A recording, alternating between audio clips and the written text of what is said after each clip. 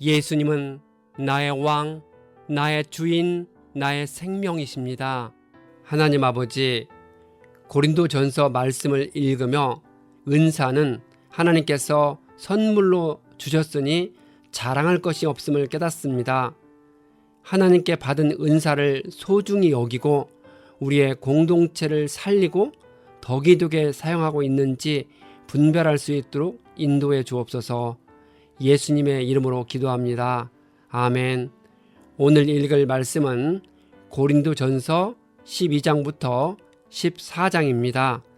이 말씀의 핵심은 첫째, 성령 하나님은 각 사람에게 다양한 은사를 주십니다.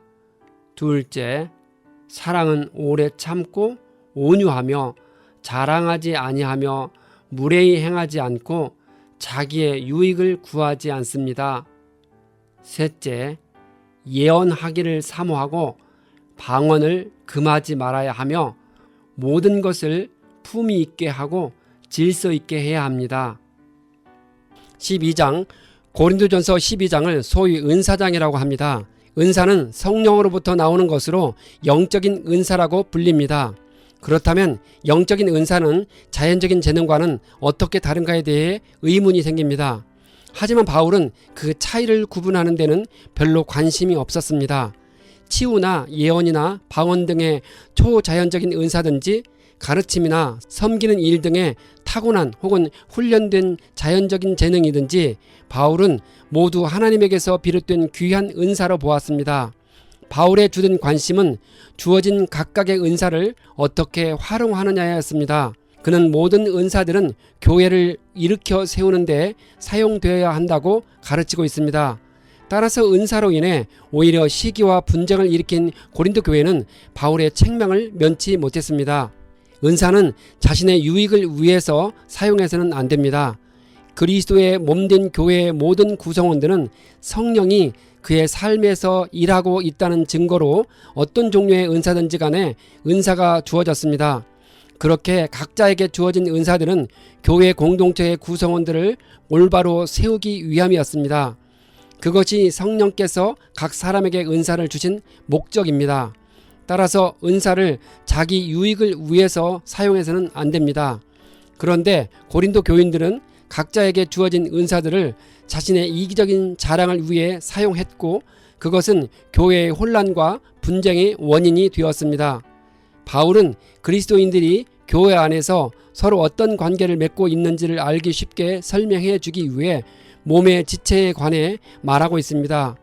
이 세상에서 가장 완벽한 공동체는 인간의 몸에 있다고 생각합니다. 인간의 몸의 모든 지체들은 연합과 협력과 조화를 완벽하게 이루어 아름다운 하모니를 이룹니다. 바울은 그리스도의 몸된 교회 역시 인간의 몸처럼 여러 지체들로 구성되어 있으며 각 지체들은 서로 유기적인 관계 속에서 아주 밀접하게 연결되어 있다는 사실을 설명해 주었습니다. 더 약하게 보이는 몸의 지체가 더 요긴하다고 합니다. 사람의 몸의 지체 중에서 눈이나 머리에 비해 하찮게 보이는 손이나 발과 같은 지체들, 특히 우리 눈에 보이지 않는 내장 기관과 같은 부분들은 실제 생활에서 더욱 요긴하게 쓰이는 경우가 많습니다. 교회도 설교자나 가르치는 자와 같이 공적으로 인정받는 지체가 중요한 것은 당연하겠지만 교회를 관리하고 청소하는 지체가 실제로 더 요긴합니다.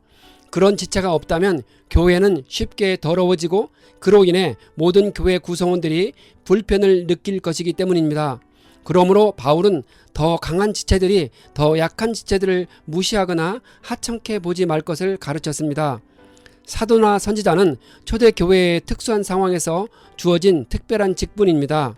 신약 성경이 완성된 오늘날에는 그런 특별한 직분이 더 이상 불필요하게 되었습니다. 하지만 성령의 은사로서 사도적 지도력이나 선지자적 가르침은 오늘날에도 여전히 우리와 함께하고 있다고 볼 수 있습니다.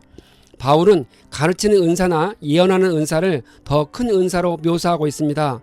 이런 은사들은 다른 은사들에 비해 교회를 세우는데 더욱 필요한 은사이기 때문입니다. 13장. 이 장에서 바울은 사람의 모든 말과 천사의 말을 할 수 있을지라도 사랑이 없으면 울리는 징이나 요란한 꽹과리가 될 뿐이라 강조합니다. 이 본문은 바울이 고린도 교인들을 책망하는 내용으로 결코 부드러운 속삭임이 아닙니다. 그들이 사랑이 없어서 아볼로 같은 사역자가 그곳을 사임하고 돌아왔다는 것을 알고 꾸중하고 있는 것입니다.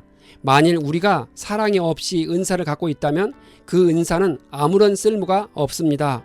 사랑은 은사가 아니라 성령의 열매이며 따라해야 할 계명입니다.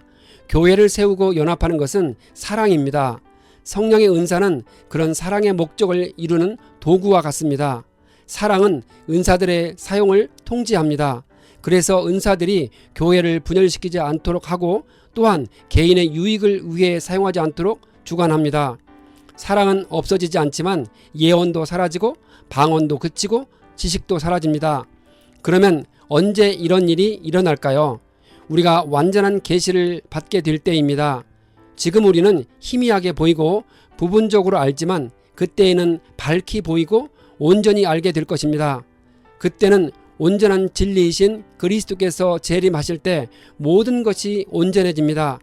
그때에는 불완전하고 희미한 것들인 예언, 방언, 지식 등은 모두 사라지게 됩니다. 그 당시 거울은 오늘날 거울과 다르게 은이나 동판을 광낸 금속으로 만들어진 것이어서 희미하게 보였습니다. 14장. 이 장에서 방언과 예언에 대해 집중적으로 다루고 있는데 결론은 덕을 세우는 데 필요한 만큼 품위 있게 하고 질서 있게 하라고 합니다. 바울은 특별히 예언을 하라고 권면합니다. 예언은 교회에 대해 덕을 세우고 권면하며 위로하는 메시지입니다. 바울은 무엇보다도 교회를 바로 세우는 일을 중요시했기 때문에 예언의 은사를 높이 평가했습니다. 또한 방언과는 달리 예언은 알아들을 수 있는 말로 행해졌기 때문에 더욱 가치가 있었습니다. 성경에서 말하는 예언은 단순히 미래의 사건을 미리 말하는 행위가 아니었습니다. 그것은 예언의 작은 부분일 뿐입니다. 오히려 예언은 하나님의 말씀을 선포하는 행위입니다. 그런 선포를 통해 주의 백성을 가르치고 깨우치며 권면했습니다. 이런 점에서 예언은 앞일을 미리 말하는 행위가 아니라 하나님의 말씀을 밖으로 끄집어내어 말하는 행위입니다. 방언으로 말한다는 것은 알려지지 않은 언어를 말할 수 있는 영적 은사를 가리킵니다. 바울은 방언의 은사를 장려하지는 않았습니다. 다만 방언이 올바로 사용되는 한 예배에서 그 적법성을 인정했을 뿐입니다. 바울은 누구보다도 방언을 잘할 수 있었습니다. 하지만 그는 모든 사람이 쉽게 알아들을 수 있는 예언을 더욱 가치 있게 여겼습니다. 방언으로 말하는 자는 통역하기를 기도하라 합니다. 방언은 하나님과 개인과 내밀한 교제에서 사용되는 수단으로 사람에게 드러내기 위한 것이 아닙니다. 따라서 통역 없이 사람에게 방언으로 말하는 것은 아무런 소용이 없습니다. 그래서 바울은 방언의 은사를 가진 사람들에게 교회에서는 모든 사람들이 알아들을 수 있도록 일상의 말을 쓰는 것이 더욱 효과적이라고 훈계하고 있습니다.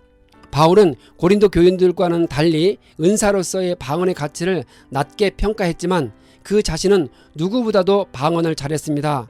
바울은 이런 사실을 당당하게 밝혔는데 그것은 자랑하기 위한 것이 결코 아니었습니다. 사도로서의 바울은 자신이 고린도 교인들보다 더 높은 영적 경지에 있음을 알게 함으로써 자신의 훈계에 한층 권위를 더하려 했습니다. 이와 유사한 방식으로 바울은 고린도 교회 내의 허풍쟁이들과 맞서기 위해 자신의 신앙을 부득불 자랑하기도 했습니다. 하지만 그것은 자랑의 쓸모없음을 밝히기 위한 불가피한 자랑이었습니다. 바울은 그러한 자신의 자랑을 통해 그가 결국 자신의 약함을 드러내고 있습니다. 예언이 믿는 자들을 위한 표적이라면 방언은 믿지 않는 자들을 위한 표적입니다. 왜냐하면 방언은 오직 믿는 자들에게만 주어지는 은사이므로 그것은 믿지 않는 자들에게 그들의 불신에 대한 일종의 심판이 되기 때문입니다. 그렇지만 교회는 믿는 자들의 모임이므로 교회 안에서 방언은 더 이상 그 효용 가치를 상실하게 됩니다. 오히려 믿는 자들에게는 하나님의 말씀으로 깨우치고 책망하여 믿음의 진보를 이루게 하는 예언이 훨씬 더 가치 있는 것입니다. 이런 이유로 바울은 교회 내의 예배에서는 알아들을 수 없는 방언 대신에 알아들을 수 있는 예언을 사용하라고 가르쳤습니다. 바울은 공중 예배 시에 은사를 사용할 때 모든 것이 질서 있고 화평하게 행해져야 한다고 가르쳤습니다. 그렇게 할 때 교회의 덕과 교인들의 믿음이 올바로 세워지기 때문입니다.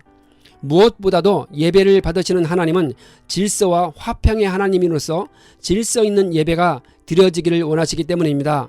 앞서 바울은 여자들이 예언하는 것까지도 허락했습니다. 그렇다면 여기서는 왜 침묵하라고 했을까요? 그 이유에 대해 여러 견해들이 있습니다. 첫째, 여자들의 예언은 공중 예배 외에서 허용된 것입니다.